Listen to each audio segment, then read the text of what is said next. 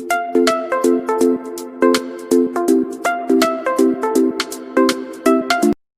Students, कैसे हैं आप सब। लास्ट कुछ लेक्चर में हमने सिंपल मशीन और लीवर और classification of lever, wheel and axle देखा था, जिसका कल हमने ऑनलाइन टेस्ट भी लिया है और बहुत सारे काफ़ी स्टूडेंट्स ने बहुत अच्छा परफॉर्म भी किया है और बहुत से स्टूडेंट ने बताया कि वो वीडियोस से नोट्स बना रहे हैं, तो एक बहुत अच्छी बात है। तो बनाते रहिए नोट्स, ठीक है।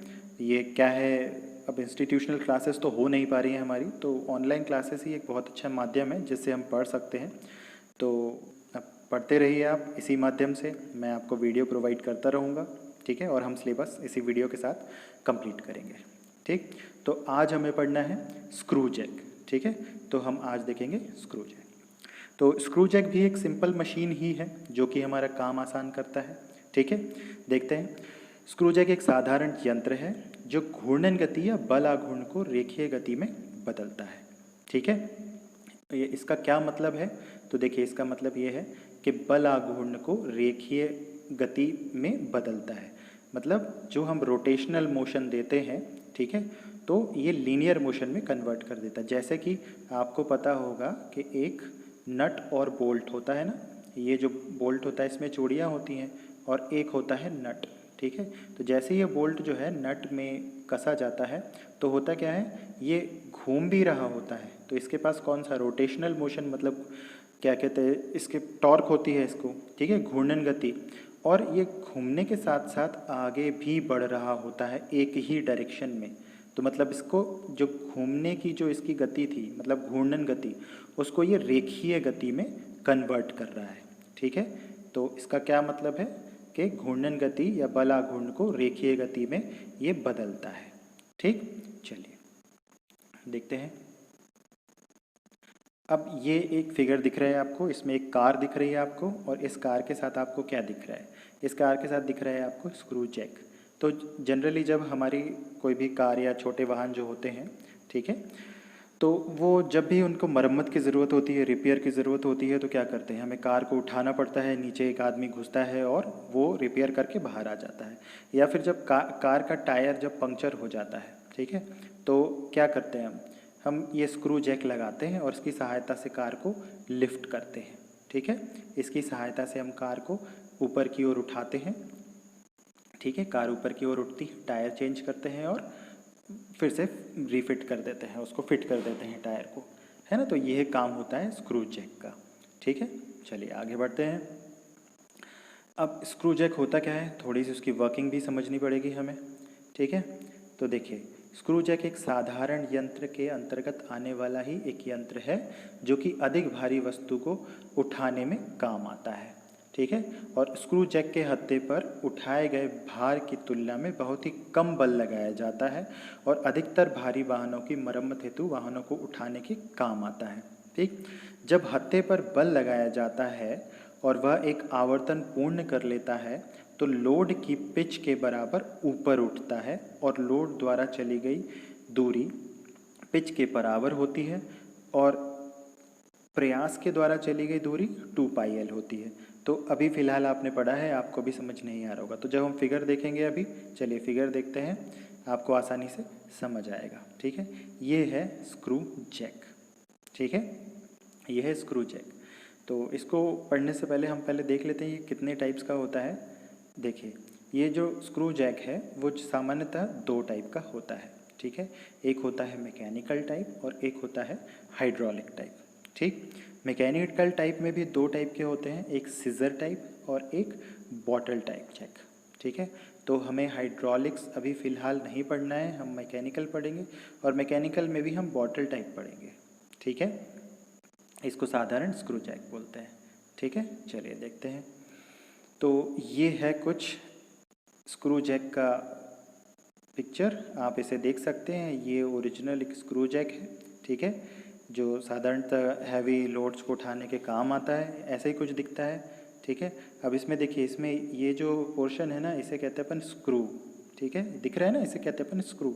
और नीचे जो दिख रहा है ना, इसे कहते हैं अपन बेस, बेस मतलब आधार, ठीक। तो जैसा मैंने अभी बताया ना, नट और बोल्ट होते हैं, तो ये समझ लीजिए ये बोल्ट का काम करता है और ये जो हिस्सा है ये नट का काम करता है, ठीक है, क्योंकि जो नट होता है उसमें आंतरिक चूड़ियाँ होती हैं और बोल्ट में बाह्य चूड़ियाँ होती हैं।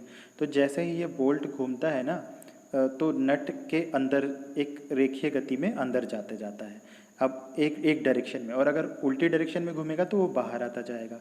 तो हम बस इसी का फ़ायदा उठाते हैं, हम इसको घुमाते हैं तो ये घूमता है, और अगर ये घूमेगा तो या तो नीचे जाएगा या ऊपर जाएगा, है ना।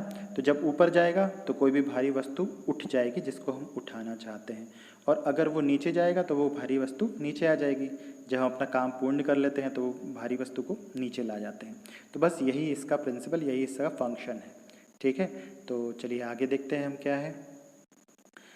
दिस जैक, अच्छा है, अब हमें बॉटल टाइप का पढ़ना है। जैसा कि मैंने बताया कि हम बॉटल टाइप स्क्रू जैक पढ़ेंगे। ठीक है, तो इसमें क्या होता है, इसमें एक स्क्रू होता है जो कि अभी हमने देखा, एक नट होता है जो कि आधार में लगा होता है।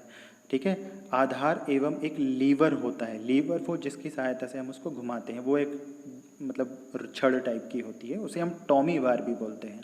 ठीक है, जिसकी सहायता से इसे घूर्णी गति प्रदान की जाती है एवं स्क्रू ऊपर या नीचे की ओर बढ़ता है और भार उठाया या नीचे आता है। ठीक है, जैसा कि हम अभी देख चुके हैं। तो ये होता है बॉटल टाइप स्क्रू जैक। ठीक है, चलिए ये देखिए, ये है बॉटल टाइप स्क्रू जैक। ठीक, अब इसकी थोड़ी सी हम ये संरचना पढ़ लेते हैं, कैसा क्या होता है। जैसा कि अभी हमने देखा था, ये एक्सटर्नल थ्रेड्स है और ये बेस में इंटरनल थ्रेड्स होते हैं। ठीक है, तो जैसे ही ये लीवर घूमता है, आप इसको घुमाते हो तो ये नीचे की ओर जाएगा, और अगर इसको उल्टे डायरेक्शन में घुमाओगे या कोई अलग डायरेक्शन में, मतलब देखो दो डायरेक्शन ही हो सकते हैं, क्लॉकवाइज एक एंटी क्लॉकवाइज, तो डिपेंड करता है चूड़ियों के ऊपर। ठीक है, तो एक डायरेक्शन में घुमाओगे तो ये नीचे की ओर जाएगा, दूसरी डायरेक्शन में घुमाओगे तो ये ऊपर की ओर जाएगा। क्यों? क्योंकि ये खुलने लगेगा और एक में ये कसने लगेगा, है ना। तो चलिए देखते हैं। तो ये जो हैंडल दिख रहा है इसे अपन बोलते हैं या तो हैंडल या लीवर आर्म या फिर टॉमी बार, और ये ऊपर दिख रहा है इसे अपन बोलते हैं कॉलर। ठीक है, और ये बीच का हिस्सा जिसमें ये चूड़ियाँ बनी हुई हैं इसे अपन बोलते हैं स्क्रू। ठीक है, क्या बोलते हैं? स्क्रू। ठीक है, और नीचे का हिस्सा उसे अपन बोलते हैं बेस, आधार। ठीक है, और इसी के अंदर होती हैं आंतरिक चूड़ियाँ। ठीक, चलिए अब ये पिच क्या होता है। तो पिच होता है दो, ये जो स्क्रू हैं इनके बीच की दूरी कह सकते हो। ठीक है, दो स्क्रू के बीच की दूरी क्या होती है? पिच। या फिर ये देखिए, जैसे ये है आपका स्क्रू, तो इन दोनों के बीच की दूरी क्या कहलाएगी? पिच। ठीक है, और ये निचले हिस्से इनके, एक सेकेंड देखिए क्लियर पिक्चर के साथ आपको दिखाता हूँ। ये है मान लीजिए आपका स्क्रू। ठीक है, तो ये क्या कहलाएगी? आपकी पिच। ठीक है, मतलब दो चूड़ियों के बीच की दूरी हम बोलेंगे पिच। ठीक है, और ये जो ऊपरी हिस्सा है पीक्स और वैलीज बोलते हैं, तो ये है पीक, ऊपर वाला ये पीक और अंदर वाला वैली, तो इन दोनों के बीच की दूरी भी पिच हो सकती है। ठीक है, तो ये है पिच कहलाती है ये। ठीक, चलिए तो होता क्या है, इसकी वर्किंग हमें समझनी है, तो हम अभी समझते हैं जब वेलोसिटी रेशियो देख रहे हैं। ये देखिए होता क्या है कि ये जो लीवर दिख रहा है ना आपको, ये दोनों फिगर मैंने आपको, दोनों फिगर सेम ही हैं, एक ये स्क्रू जैक ही है, मैंने आपको सिर्फ इसलिए दोनों फिगर बताएं ताकि आप इसकी आंतरिक संरचना देख सको। ठीक है, तो चलिए, तो होता क्या है, ये जो हैंडल है जिसको ये जो है अपन ऐसे अगर घुमाएंगे, ठीक है, ये हैंडल, तो ये कितनी दूरी कवर करेगा? ठीक, इसका कुछ लेंथ होगी ना इस हैंडल की, यहाँ से लेके यहाँ तक, है ना। मान लीजिए ये लेंथ है L। ठीक, क्या है? मान लीजिए ये लेंथ है L। ठीक, अब ये जब ये घूमेगा तो कितनी दूरी तय करेगा? अब ये चीज़ तो हम व्हील और एक्सेल में भी देख चुके हैं, डिफरेंशियल व्हील में भी देख चुके हैं। ठीक, कितना कवर करेगा? 2πr, सॉरी हमने यहाँ L लिया है तो हम यहाँ लेंगे 2πL दूरी कवर करेगा। क्या? ये वाला हैंडल जब ये घूमेगा पूरा एक रोटेशन कवर कर लेगा। ठीक है, कितना करेगा? 2πL। L क्या है? यहाँ से लेके यहाँ तक की लेंथ।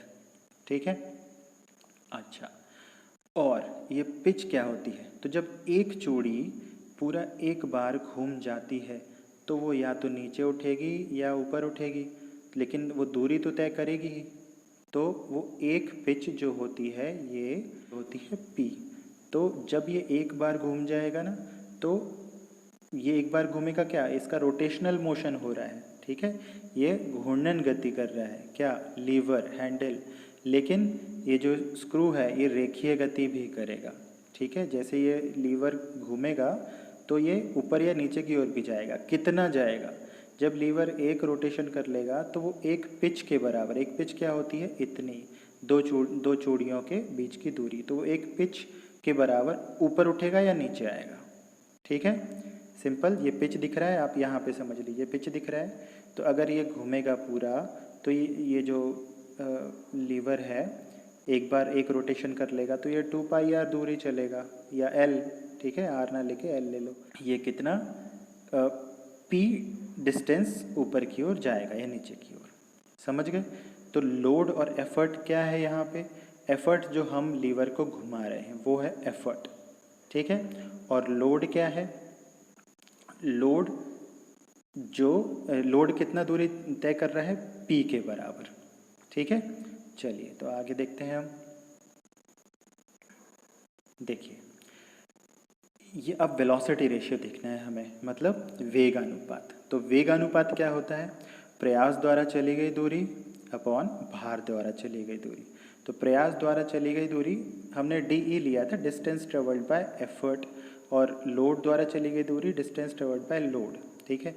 तो डी ई मतलब प्रयास द्वारा चली गई दूरी, हैंडल ने कितनी दूरी तय करी थी एक आवर्तन करने पर, हत्थे ने कितनी दूरी तय करी थी, 2 पाई आर, ठीक है। हम इसको 2 पाई एल भी ले सकते हैं, क्योंकि आर हमने उसका, जैसे कि ये देखिए आपने इस फिगर में देखा था, हम इसको आर भी ले सकते हैं या एल ले लीजिए, कोई फ़र्क नहीं पड़ता है, ठीक है। आर ले लीजिए या एल ले लीजिए, इसको कोई फ़र्क नहीं पड़ता है, ठीक। चलिए तो हमने इसको लिया, ठीक है, 2 पाई आर मतलब हत्थे के एक आवर्तन करने पर चली गई दूरी कितनी है, 2 पाई आर।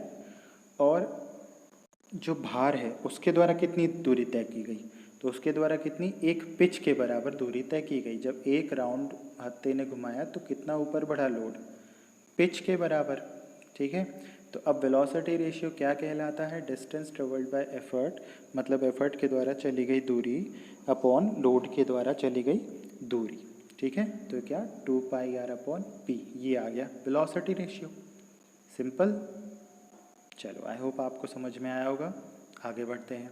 लेकिन एक चीज़ समझने वाली यहाँ पे क्या है कि जो ये निकल के आई है velocity ratio 2 pi R upon P, ये सिंगल स्टार्ट और सिंगल थ्रेडेड स्क्रू के लिए है।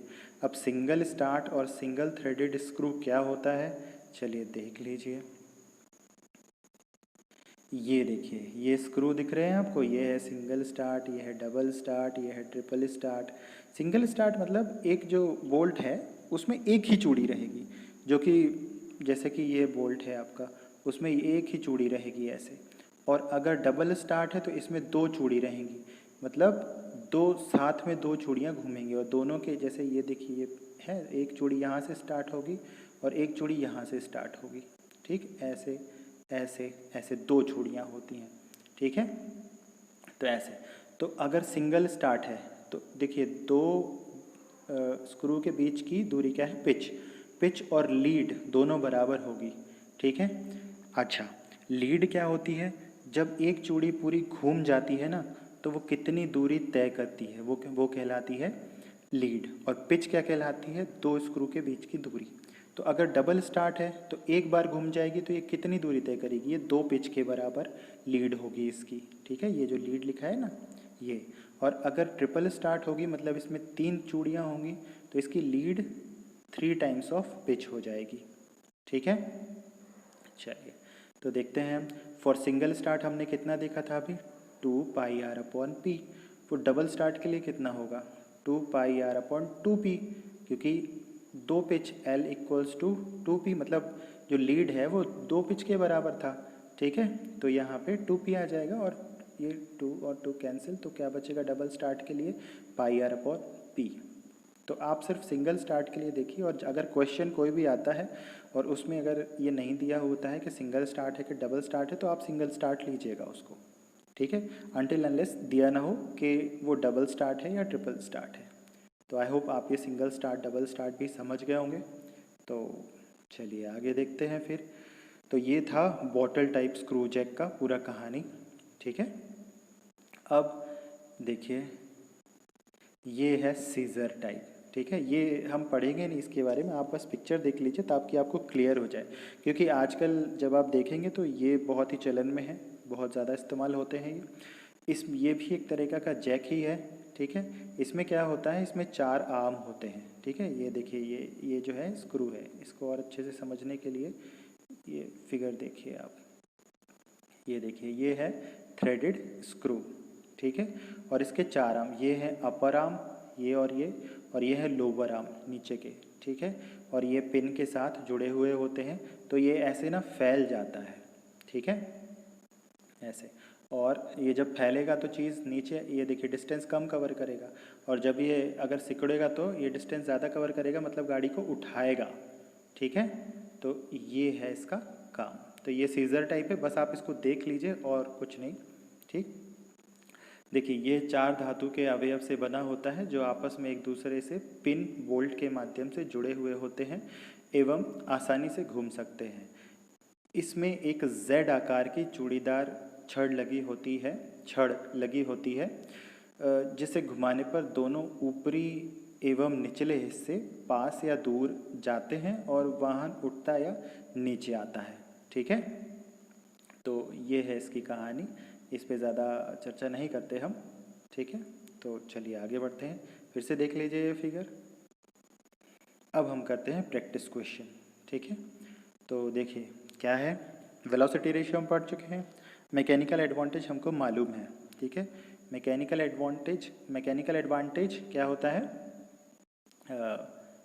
Mechanical advantage load upon effort, ठीक है, मतलब उठाया गया भार अब लगाया गया प्रयास, ठीक है, ये होता है मैकेनिकल एडवांटेज, ठीक। और एफिशिएंसी क्या होती है ये भी हम पढ़ चुके हैं, ये होता है mechanical advantage upon velocity ratio, ठीक है, ये भी पढ़ चुके हैं। चलिए तो अब देखते हैं हम इस क्वेश्चन को, क्या बोलता है, एक स्क्रू जैक में स्क्रू की चूड़ियाँ जिनकी पिच 9 मिलीमीटर है, पी कितना दिया है 9 mm, स्क्रू जैक द्वारा 3500 न्यूटन का भार उठाया जाना है। तो भार को हमने W से डिनोट किया, कितना 3500 न्यूटन, ठीक है।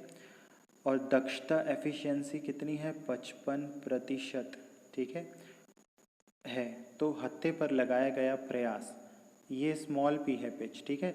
अब कैपिटल P हम इसको प्रयास को कैपिटल P से डिनोट करते हैं और ये हमको निकालना है, ठीक है। और हत्थे की लंबाई 350 दी हुई है, मतलब आप इसको या तो हत्थे की लंबाई को L मान लो या R मान लो, ये कितना दिया हुआ है 350 मिलीमीटर। तो यांत्रिक लाभ एवं वेग अनुपात निकालें, ठीक है। तो हम देखते हैं हमें क्या क्या निकालना है। चलिए तो सबसे पहले हम देखते हैं वेग अनुपात। वेग अनुपात के लिए हमें क्या चाहिए 2 पाई L अपॉन पी। अब मैंने बताया था कि अगर क्वेश्चन में ना दिया हो सिंगल स्टार्ट या डबल स्टार्ट तो हम सिंगल स्टार्ट लेंगे, इसलिए सिर्फ एक पिच ली हुई है, ठीक है। तो देखिए 2 पाई L दिया हुआ है, क्या ये देखिए L दिया हुआ है 350, ठीक है। ये दिया हुआ है लंबाई, और P दिया हुआ है, क्या P दिया हुआ है 9। आप इस फॉर्मूले को रख दीजिए, वेलोसिटी रेशियो आ जाएगा, ठीक है। अब वेलोसिटी रेशियो आ गया, अब क्या निकालना है हमें मैकेनिकल एडवांटेज। तो मैकेनिकल एडवांटेज निकालने के लिए mechanical advantage upon velocity ratio, ये क्या हो जाता है एफिशिएंसी दी हुई है कितना 55%, तो रख दीजिए एफिशिएंसी की जगह 0.5, ठीक है। मैकेनिकल वेलोसिटी रेशियो आपने निकाल चुके हैं, मैकेनिकल एडवांटेज आ जाएगा आपका, सिंपल। तो चलिए ये है इसका सल्यूशन, देख लीजिए हमारा वेलोसिटी रेशियो कितना आया है 244.3 और मैकेनिकल एडवांटेज आया है 134 और प्रयास इसमें निकालना था, प्रयास निकालना था, व्हाट एफर्ट, ठीक है, हत्थे पर लगाया गया प्रयास कितना होगा। तो ये प्रयास देखिए 26.04 न्यूटन, ये इसका सलूशन है, ठीक है। अब आपके लिए एक प्रश्न है, इस प्रश्न को करना है। इसमें क्या है, एक स्क्रू जैक में स्क्रू की चूड़ियाँ जिनकी पिच दी हुई है 9 मिलीमीटर, ठीक है, भार जो उठाना है वो दिया हुआ है 2900 न्यूटन, और यांत्रिक लाभ मैकेनिकल एडवांटेज दिया हुआ है 110, और हत्थे की लंबाई या तो एल या आर ले सकते हैं 400 मिलीमीटर। निकालना क्या है आपको निकालना है वेलोसिटी रेशियो या और एफिशिएंसी, ठीक है। तो ये दो चीज़ें आपको निकालनी है, निकालिए और कमेंट में लिख के मुझे आंसर बताइए, ठीक है। तो इसी के साथ अपना ये स्क्रू जैक कंप्लीट हुआ, ठीक। तो क्वेश्चंस लगाते रहिए, ठीक है, और वीडियो को शेयर कीजिए, सब्सक्राइब कीजिए ताकि बाकी लोग भी इसका लाभ उठा सकें, ठीक है। चलिए, thank you very much. Next video में मिलते हैं।